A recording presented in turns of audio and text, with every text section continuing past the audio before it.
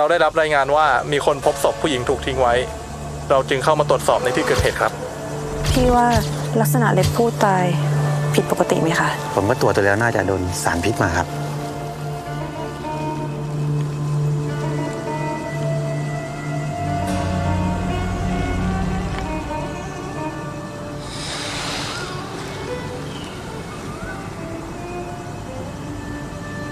นี่มันไอดีไลน์คุณเซนนี่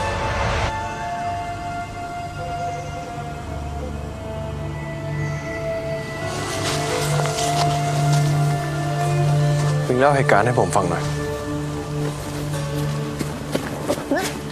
หนิง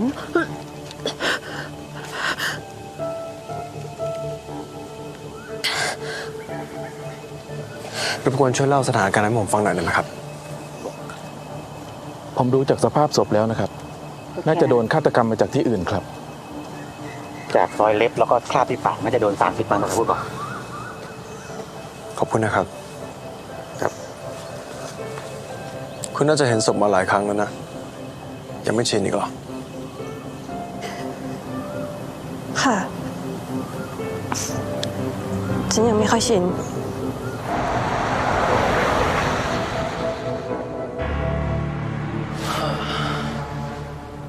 งั้นเรามาเริ่มกันเลยนะครับ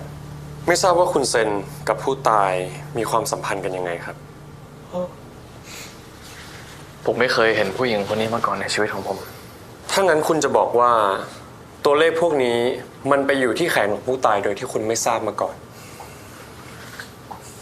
ผมขออะไรพวกคุณอย่างเดียวเลยพวกคุณไปเรียกวิตามาให้ผมหน่อยเพราะถ้าไม่ใช่คุณวิตาผมจะไม่ยอมพูดอะไรกับใครทั้งนั้น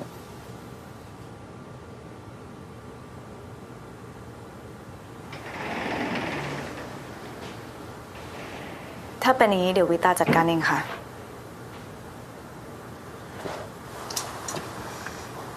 เดี๋ยวผมไป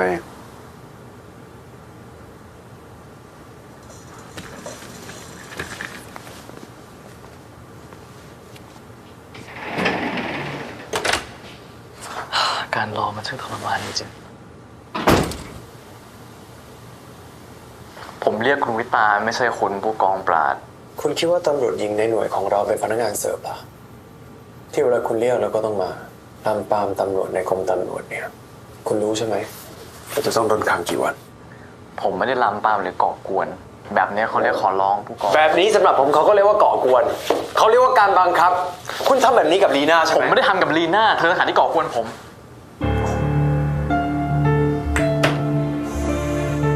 ไหนๆก็หลุดออกมาแล้วเล่าให้ผมฟังหน่อยสิ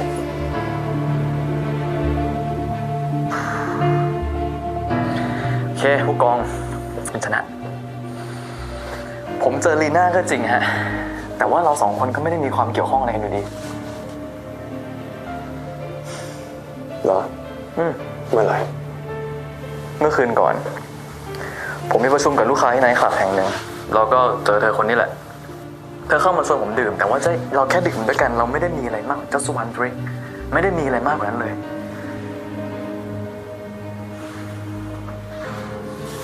แล้วไอดีบนแขนนะคือเธอตื้อจะเอาคอนแทคจากผมให้ได้แล้วผมก็เหนื่อยเพิ่งคุยงานเสร็จคุณนึกออกมาแถวนั้นก็มีกระดาษกับปากกาผมก็เลยใช้ลิปสติกของเขาอะจากนั้นผมก็กลับบ้านแล้วก็ไม่รู้เรื่องอะไรเกี่ยวกับเขาอีกเลยถ้าคุณต้องการที่จะหาความคืบหน้าเกี่ยวกับเขาต่อคุณก็สืบผิดคนอีกแล้วคุณปราด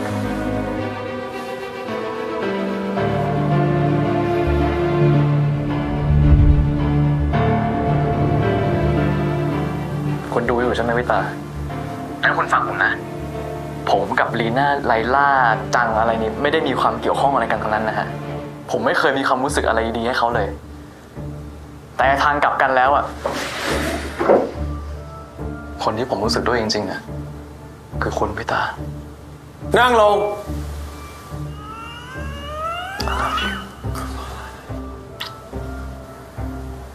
โอ้ไอ้คุณเซนบ้าเปล่าวะมันบอกรักผ่านห้องสืบสวนเพี้ยนชิบเป๋ง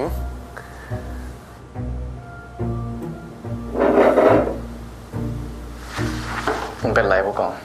แค่สมาชิกในทีมจะมีความรักเนี่ยคุณยังจะยุ่งไม่เข้าเรื่องอีกเหรอเ อย่าบอกนะว่าคุณก็ชอบวิตาเหมือนกันน่ะเพราะทุกครั้งที่ผมเดินหน้ากับคุณวิตามันเหมือนกับว่าจะต้องมีหน้าคุณลอยขึ้นมาขวางระหว่างหน้าผมกับหน้าวิตาทุกครั้งเลยโอ้ผู้กองปราดรู้ไหมคุณอาจจะเป็นคนหน้านิ่งอะแต่ดวงตาคุณบอกทุกอย่างเลย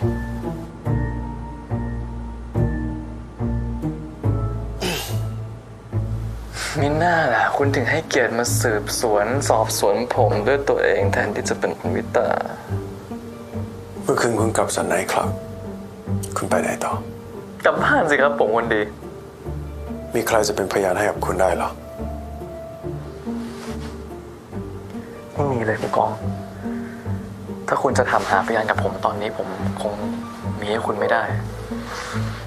แต่ผมเชื่อนะว่าต่อจากนี้วิตาจะเป็นพยานให้ผมได้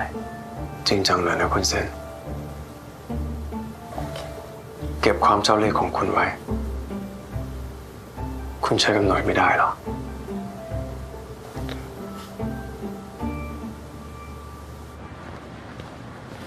วิตา เมื่อกี้คุณอยู่หลังกระจกใช่ปะผมหมายความตามที่พูดทุกคำเลยนะ ขอบคุณนะคะคุณเซน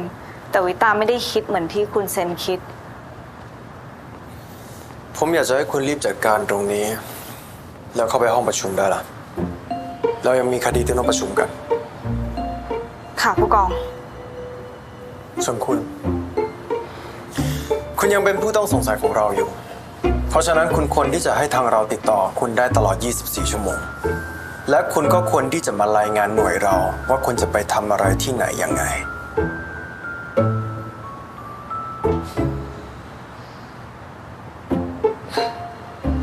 ทำไมคุณไม่เคยให้โอกาสผมเลยอะผมรู้นะว่าผมอาจจะเป็นคนที่ไม่ได้มีอะไรที่ทำให้คนอย่างคุณชอบอะแต่สิ่งที่ผมต้องการผมแค่อยากให้คุณให้โอกาสผมบ้าง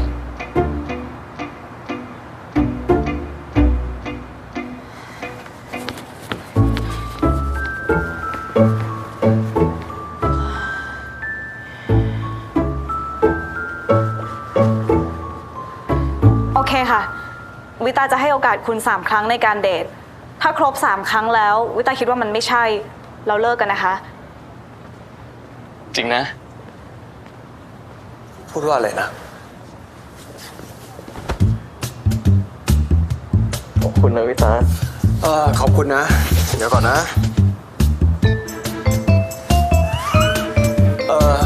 วิตา เดี๋ยวคุณเซนเขาจะอยู่ในการดูแลของคุณ จนกว่าเขาจะหลุดพ้นจากการเป็นผู้ต้องสงสัยของเรา อะไรนะ เพราะว่าคุณเซนเขาเป็นหนึ่งในผู้ต้องสงสัยของเราตอนนี้ และผมก็คิดว่าคุณเป็นตัวเลือกที่ดีที่สุดที่จะคุมเขาอยู่ แต่วิตาอยาก ไม่เป็นไรฮะ เดี๋ยวผมให้ความร่วมมือเต็มที่เลย ขั้นตอนของการดูแลผู้ต้องสงสัย ก็เป็นหนึ่งในขั้นตอนสำคัญของการสืบคดีนะวิตา ค่ะ โอเค แล้วผมก็คิดว่าคุณกลับบ้านได้แล้วส่วนเรื่องติดตามเนี่ยเดี๋ยวผมจะให้เรื่องพวกนี้ โอเค ผมจะรอนะวิตา ผมสัญญาว่าจะเป็นเดท3 ครั้งที่ดีที่สุดในชีวิตคุณเลย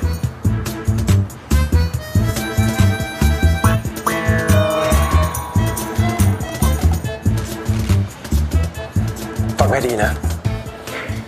ตลอดระยะเวลาที่คุณไปดูแลเขา ผมอยากให้คุณรายงานผลตลอดไม่ว่าจะเป็นเวลาสถานที่และเขาเจอใครบ้าง ห้ามตกหล่นแม้แต่นิดเดียว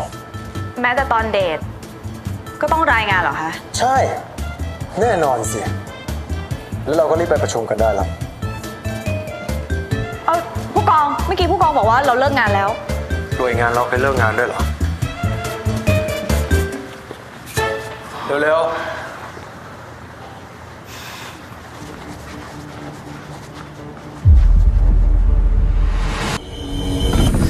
จากผลชนะสูตรเบื้องต้น เราได้พบว่าผู้ตายที่ชื่อลีน่าเขาเพิ่งผ่านการร่วมเพศแบบรุนแรงมา ตามตัวของเขาจะมีรอยช้ำอยู่ต่างๆ ไม่ว่าจะเป็นมือหรือคอของเขา แต่ไม่มีหลักฐานยืนยันว่านี่เป็นการข่มขืนเหยื่อเองก็มีการตอบสนองกับการร่วมเพศเหมือนกัน ส่วนเรื่องความรุนแรงอาจจะเป็นรสนิยมของทางเพศก็เป็นไปได้และร่างของผู้ตายจะมีจุดสีแดงสดตามตัว ไม่ว่าจะเป็นใบหูหรือเป็นติ่งหู จะเป็นรอยแรงๆคล้ายๆลูกเชอร์รี่ และหน้ากับปากจะมีสีอมม่วง ในช่องปากของผู้ตายจะมีกลิ่นแอลมอนด์ขม จากผลชนสูตรเหยื่อถูกวางยาพิษครับ ผู้กองว่าไอ้รูปคดีนี้มันดูคุ้นๆไหม ใช่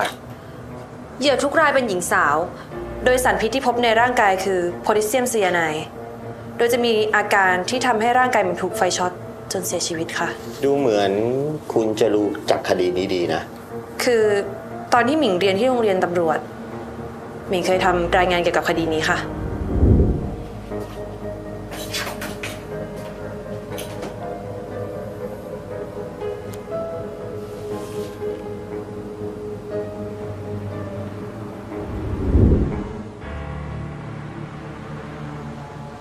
โอเค เรามาที่เมื่อ 3 ปีก่อน พื้นที่นี้มีการพบศพหญิงสาวที่ถูกฆ่าตายด้วยยาพิษ สาเหตุการเสียชีวิตเพราะระบบการหายใจล้มเหลว และในศพของเขาเราก็ได้พบยาตัวหนึ่งเหมือนที่หมิงบอก นั่นก็คือโพแทสเซียมไซยาไนด์ต่อมาเราได้ทำการค้นรอบๆที่เกิดเหตุผู้เคราะห์ร้ายรายที่ 3 และมันก็ทำให้เราเจอผงเขาคือนักวิจัยและคิดค้นยาแห่งหนึ่งที่ชื่อว่าธนา ถ้าผมจำไม่ผิดตำรวจเคยไล่ล่านายธนาคนนี้แหละ และธนาเขาก็ได้ทิ้งจดหมายลาตายไว้ที่หน้าผาแห่งหนึ่ง แต่สุดท้ายก็ไม่พบศพของเขา แต่หลังจากนั้นคดีฆาตกรรมด้วยยาพิษ ยาโพแทสเซียมไซยาไนด์ก็จบลง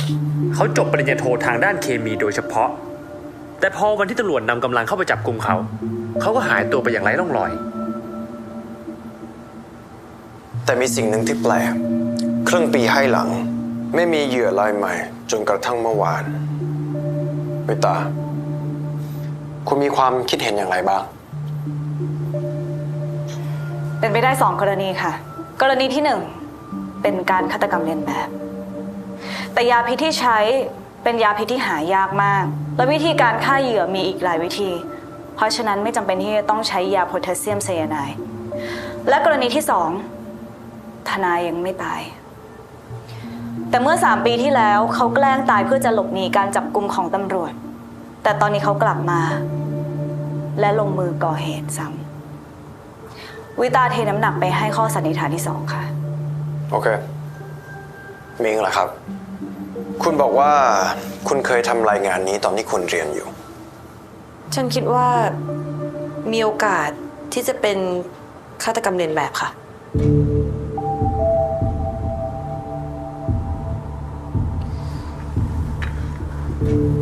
จากที่ฉันเคยศึกษามาฆาตกรต่อเนื่องมักจะมีนิสัยที่ไม่สามารถยับยั้งพฤติกรรมการฆ่าคนได้ อย่างคดีนี้เมื่อ3 ปีที่แล้วระยะเวลาในการสังหารเหยื่ออย่างมากที่สุดก็คือ2 สัปดาห์ช้าที่สุดก็คือ1 วันแต่ว่านี่ทิ้งมาถึง3 ปี แต่เมื่อ3 ปีที่แล้วอาจจะมีการฆ่าคนโดยที่ไม่พบศพก็ได้นะ แต่ศพพวกนี้ถูกทิ้งไว้ในที่สาธารณะถ้าในเชิงความหมายแสดงว่าฆาตกรต้องการประกาศตัวตน เช่นนั่งครับหมิง สรุปได้ว่าเป็นไปได้ทั้ง2 กรณี คือฆาตกรคือนายธนา หรือมีฆาตกรรมเลียนแบบเกิดขึ้น เราจะสืบทั้ง2 ความเป็นไปได้นะ และผมจะแบ่งเป็น2 ทีม ทุกคนรับทราบ ค่ะ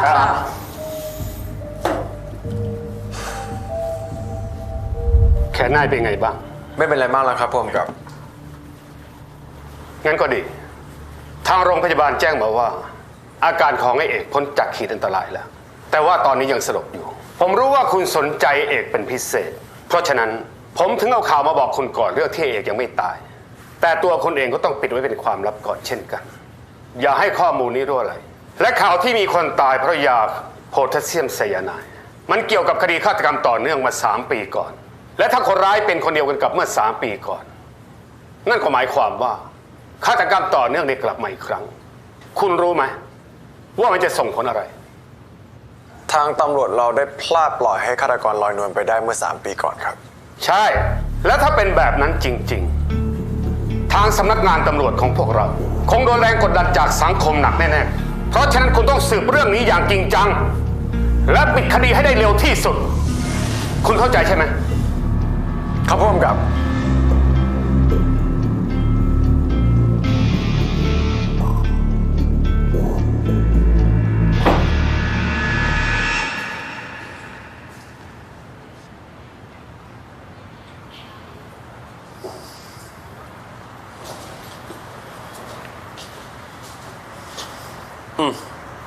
ให้ กินดิ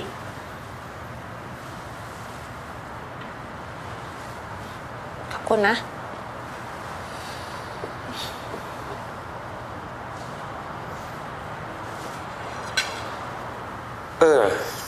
ถามเลยหน่อยดิ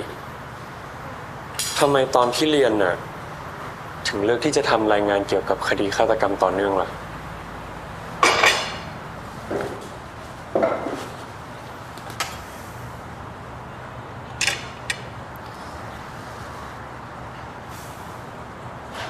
ที่หมิงสนใจคดีฆาตกรรมต่อเนื่องในไทยก็เพราะว่ามันไม่ค่อยได้เกิดขึ้นบ่อยๆ แล้วหมิงก็อยากรู้ว่าอะไร คือแรงจูงใจของฆาตกร คุณหมายถึงธนาเหรอ ธนาเป็นแค่ผู้ต้องสงสัย หลักฐานที่ตำรวจพบก็คือเส้นผมที่อยู่บนศพผู้ตายพอออกหมายจับธนาก็หายตัวไป แล้วคุณได้อ่านจดหมายลาตายของเขาหรือเปล่า ว่าใจความของมันหมายความว่าอย่างไง ก็สั้นๆลาก่อน ผมขอจบชีวิตตัวเอง คุณได้อ่านบทสัมภาษณ์ของคนใกล้ชิดไหม ว่าจริงๆแล้วธนาเขาเป็นคนยังไงกันแน่ ฉันไม่ได้ศึกษาเชิงลึกขนาดนั้นนะ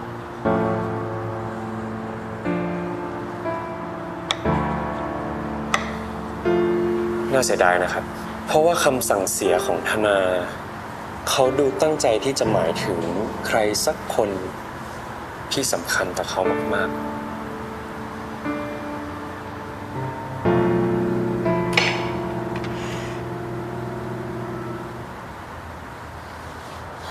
ตา มีความคืบหน้าเรื่องคุณเซนกับวิตาไหม แล้วคุณไม่เป็นไรแล้วหรอ หมายความว่าไงอะ ก็คุณรู้อยู่แล้วว่าผมหมายถึงอะไร แหม ฉันจะเป็นอะไรอะผู้กองชอบวิตาก็ดีแล้ว หมิงไม่ได้ชอบผู้กองขนาดนั้นซะหน่อย ตา ไม่รู้อะไรบ้างเลย คุณนั่นแหละ ที่ไม่รู้อะไรบ้างเลย ไม่รู้ด้วยซ้ำว่าผมชอบคุณอยู่ ตา ตา ตามึงอะไรเนี่ย ผมขอไปทำงานก่อนนะ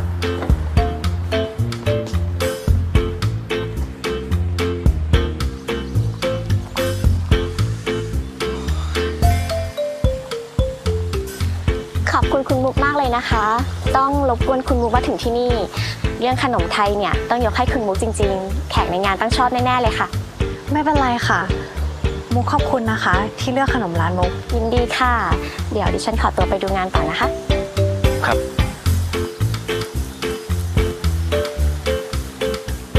อ๋อผมช่วยครับ ค่ะ โอเค มาเลยครับ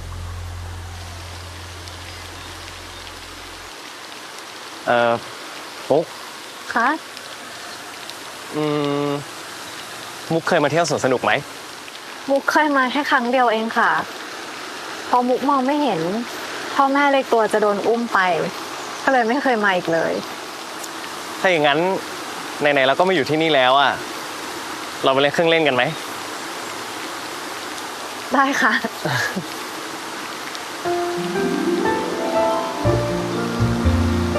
ไปเลยไหมคะ มุก คะ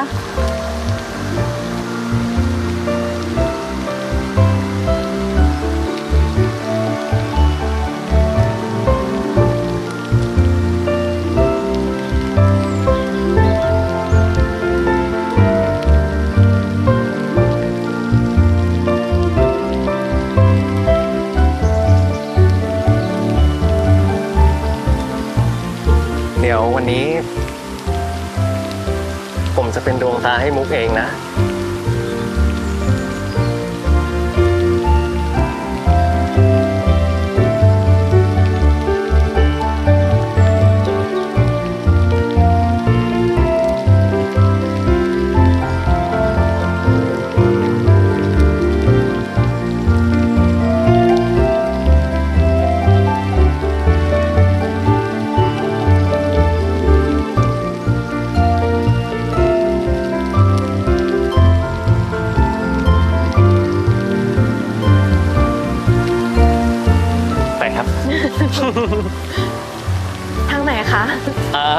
ตามผมมานะครับ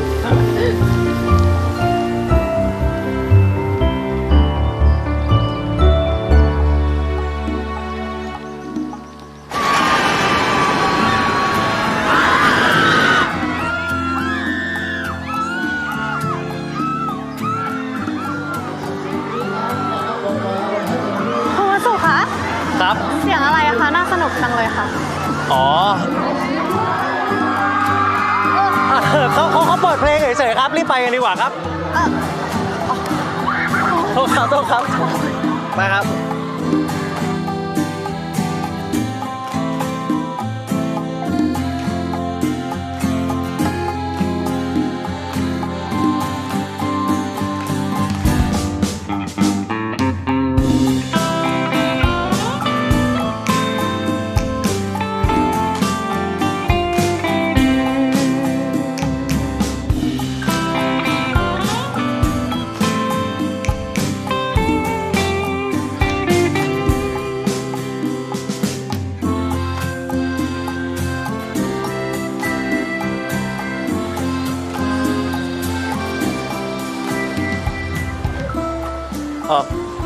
เป็นไรหรือเปล่าครับ ก็เหนื่อยอะค่ะ แล้วก็เมื่อยมากเลยค่ะ อ๋อ เดี๋ยวมุกขี่หลังผมก็ได้นะครับอะไรครับนะผมตรงนี้นะ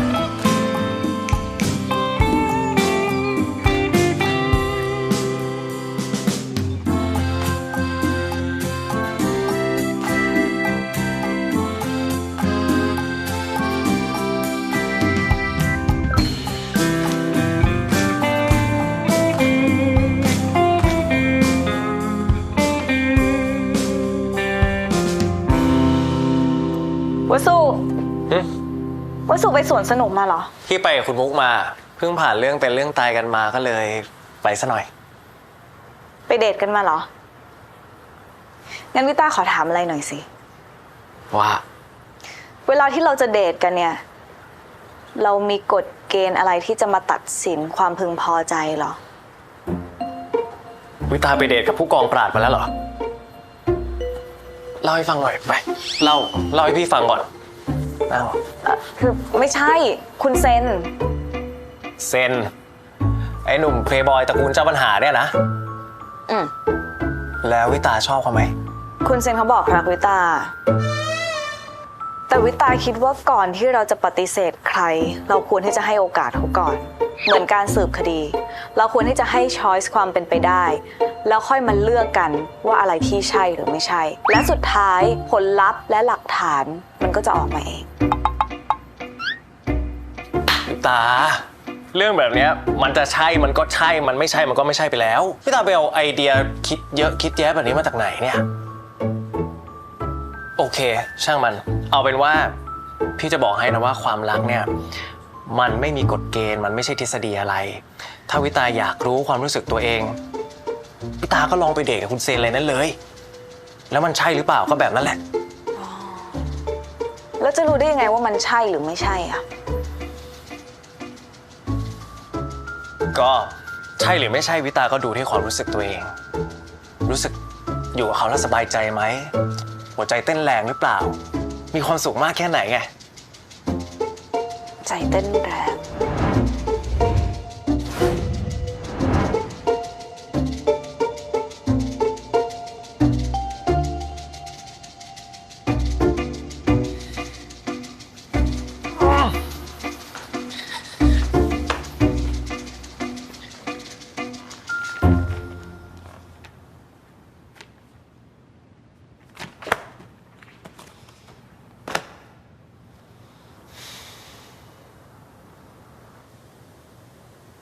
วันนี้ทำงานเป็นยังไงบ้าง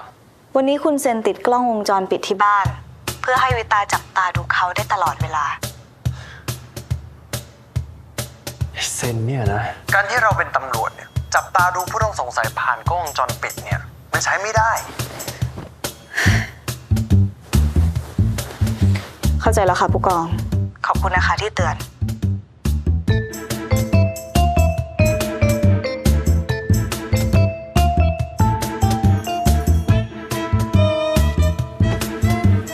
อกสารที่ทุกคนถืออยู่ในมือ ผมได้ไฮไลท์และแปะโน้ตความคิดเห็นของผมแล้วและวันนี้ผมอยากจะให้ทุกคนออกไปสืบสวนด้วยกันต้า ครับ ผมอยากจะให้คุณไปหาที่มาของยาตัวที่ชื่อโพแทสเซียมไซยาไนด์ส่วนผมกับหมิงจะไปบ้านของธนาที่ปล่อยร้างไว้มานานนี่กับนาหารครับครับพวกคุณไปเฝ้าเอกไว้ถ้ามีอะไรด่วนก็รายงานมาหาผมด้วยครับแยกครับ วิตาล่ะคะ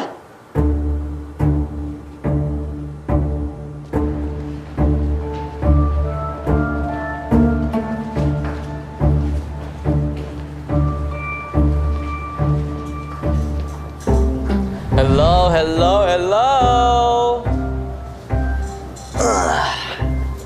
ต้องขอบคุณคุณปราดมากนะครับที่ไม่ไว้ใจผมอะเพราะถ้าผมไม่ตกเป็นผู้ต้องสงสัยเนี่ยก็คงไม่มีโอกาสใกล้ชิดคุณวิตาอย่างเงี้ย ไม่เป็นไรนะเพราะว่าถ้าคุณทำผิดจริงๆคุณจะเสียใจที่เอาตัวเองมาอยู่ใกล้ตำรวจอย่างพวกผมเกิดมาผมยังไม่เคยตบยุงตายสักตัวเดียวเลย ผมรู้ตัวดีอยู่ผมไม่เคยฆ่าใครฉะนั้นสิ่งที่เกิดขึ้นทั้งหมดเนี่ยตอนเนี้ยมันเหมือนกับเป็นแบบเป็นแจ็คพอตของชีวิตผมอะโดยที่คุณเป็นคนมอบให้ด้วยอ๋อเห็นไหมเขาเห็นคุณเป็นแค่แจ็คพอตตั้งแจ็คพอตเอางี้แล้วกันผมอยากจะให้คุณคอยจับตาคุณเซนไว้ดีๆถ้ามีอะไรด่วนก็รีบรายงานผมและถ้าคุณพบว่าบุคคลนี้เป็นบุคคลที่อันตรายคุณสามารถที่จะใช้กำลังโดยที่ไม่ต้องยั้งมือนะครับรับทราบค่ะ ดีมากดูแลตัวเอง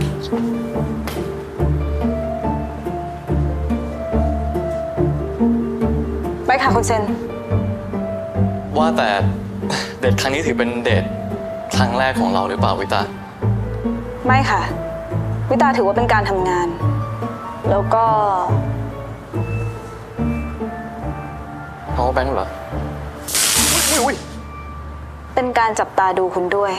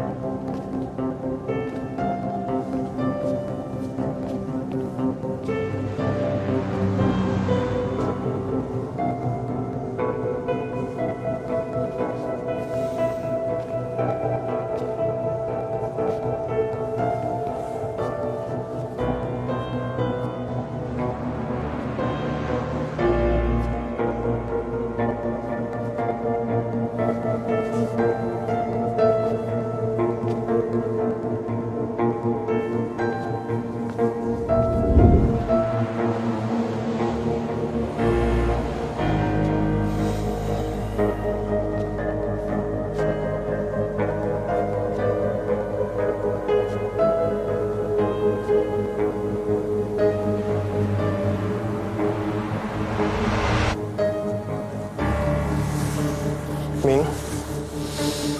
ทำไมล่ะคะ คุณว่ามันแปลกๆไหม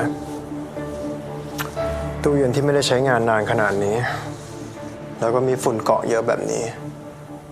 ทำไมตรงนี้มันถึงสะอาดแล้วก็รู้จากร่องรอย น่าจะมีคนเข้ามาภายใน1 อาทิตย์นี้แล้วเอาที่ติดตู้เย็นไป1 อันหรือว่าจะเป็นฝีมือของธนาคะผมว่าไม่น่าจะเป็นเขาดูจากการก่อคดีของเขาเป็นคนที่ละเอียดและรอบคอบเวลาก็ผ่านไป3 ปีเขาไม่จำเป็นต้องเข้ามาทำลายหลักฐานภาพวาดที่ติดอยู่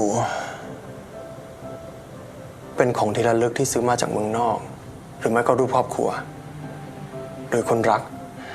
แต่ที่แน่ๆคนที่เอารูปนี้ไปน่าจะมีความสัมพันธ์เกี่ยวข้องกับธนาและไม่อยากจะให้พวกเรารู้ว่าเขามีความสัมพันธ์ระหว่างกับธนาด้วยมิงเป็นอะไร เปล่าค่ะ ที่ผมให้คุณไปสืบคดีของธนาได้เบาะแสอะไรมาบ้าง ไม่เจอเลยค่ะ คุณต้องรีบหน่อยนะเพราะผมคิดว่าน่าจะมีตัวละครตัวใหม่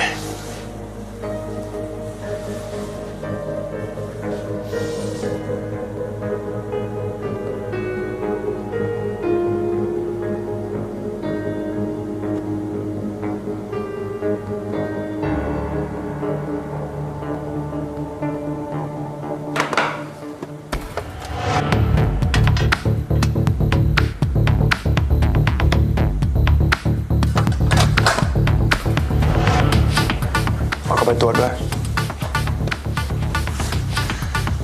ไปกันเถอะค่ะ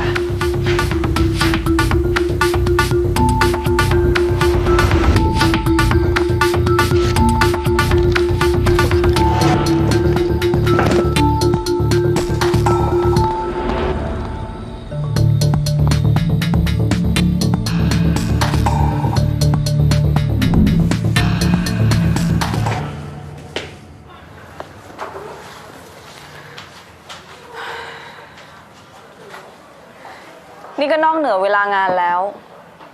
วิตาถือว่านี่เป็นเดทครั้งแรกนะคะ ขอบคุณนะครับ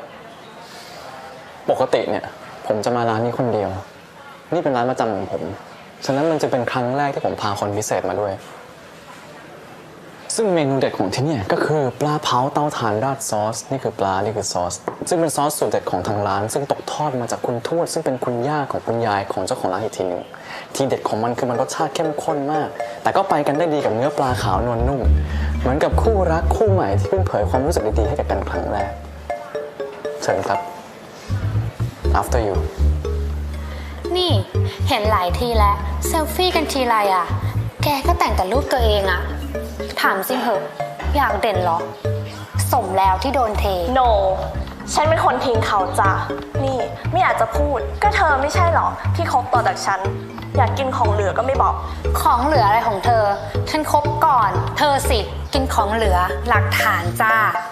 สร้อยจ้าที่เขาซื้อให้ฉันในวันปีใหม่ฉันเลิกเขาในวันเด็กเองส่วนเธออ่ะเพิ่งโพสใน IG ไม่ใช่หรอวันวาเลนไทน์อ่ะนี่ฉันก็ได้สร้อยเหมือนกันนะจ๊ะแต่ว่าฉันได้ตั้งแต่วันลอยกระทงจ้ะก่อนวันปีใหม่อีกชิบหาย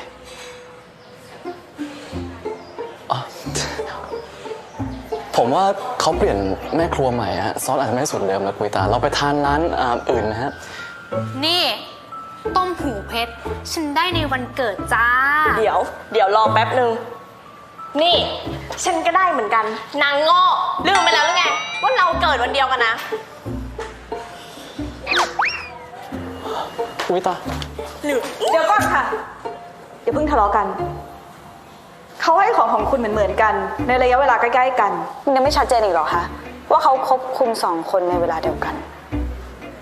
คบซ้อนเหรอนี่ไงฮาย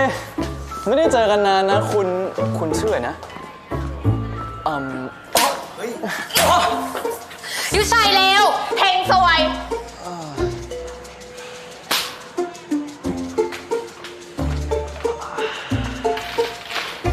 น้องคะไปเก็บตังค์ที่คนนั้นเลยค่ะ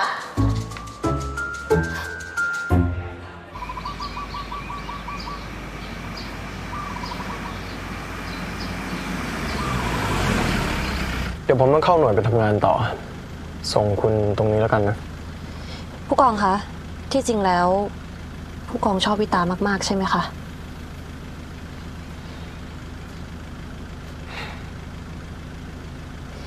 หมิงแค่อยากจะบอกว่า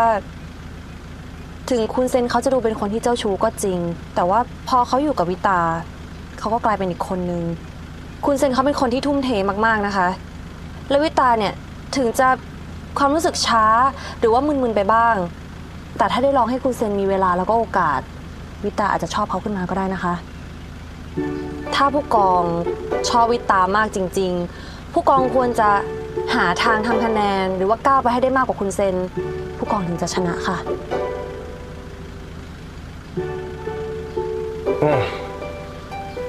ผมรู้ว่าผมต้องทำยังไง ค่ะ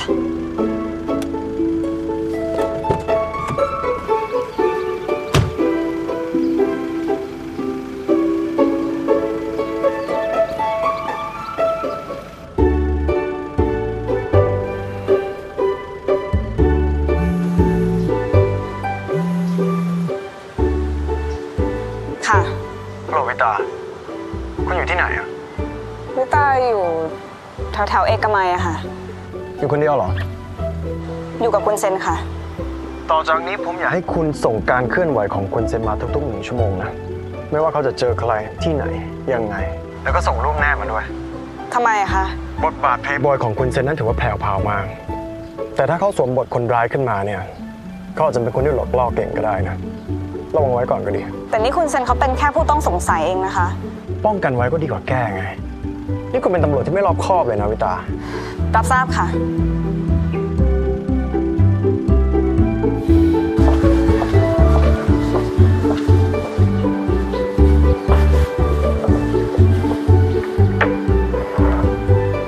ขอบคุณนะ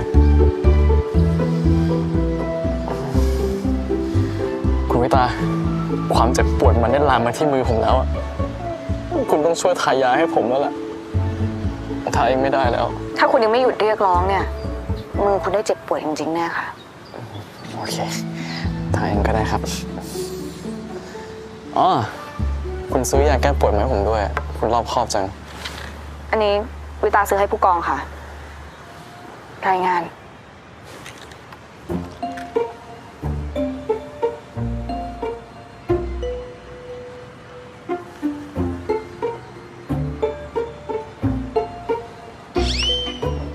วิตายิ้ม1 2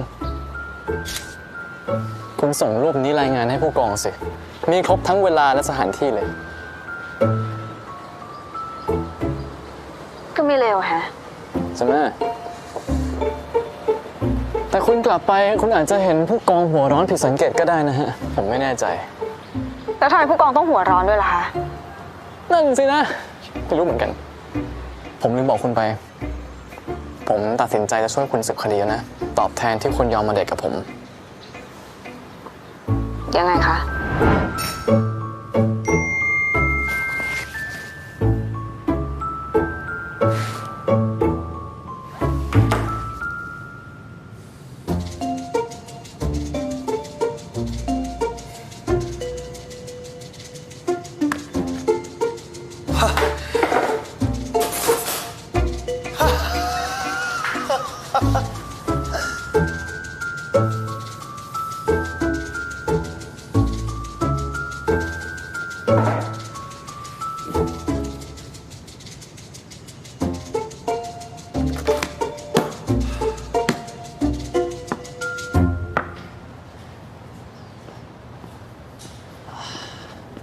เป็นไงครับคุณวิตา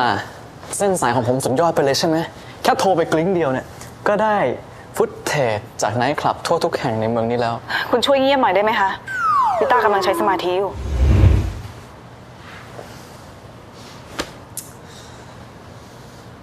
รถคันนี้แปลกจังเลยนะคะผู้กอง คุณเซน ขอโทษค่ะ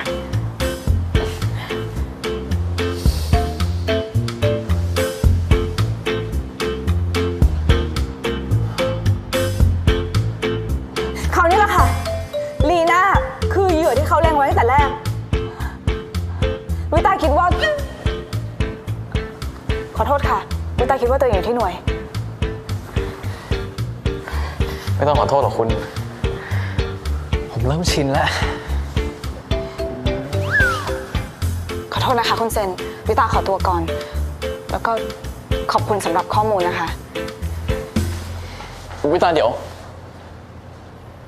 ผมอยากให้คนอยู่นี่จับตาดูผม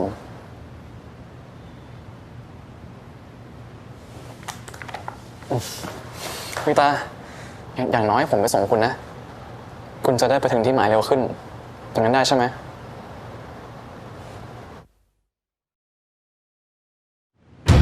ภายในระยะเวลาสั้นๆ ฆาตกรใช้วิธีเดียวกันในการก่อเหตุ ไม่ว่ามันจะเป็นฆาตกรคนเดียวกันกับเมื่อ 3 ปีก่อนหรือเปล่า แต่คุณต้องรีบจัดการเรื่องนี้ให้เร็วที่สุด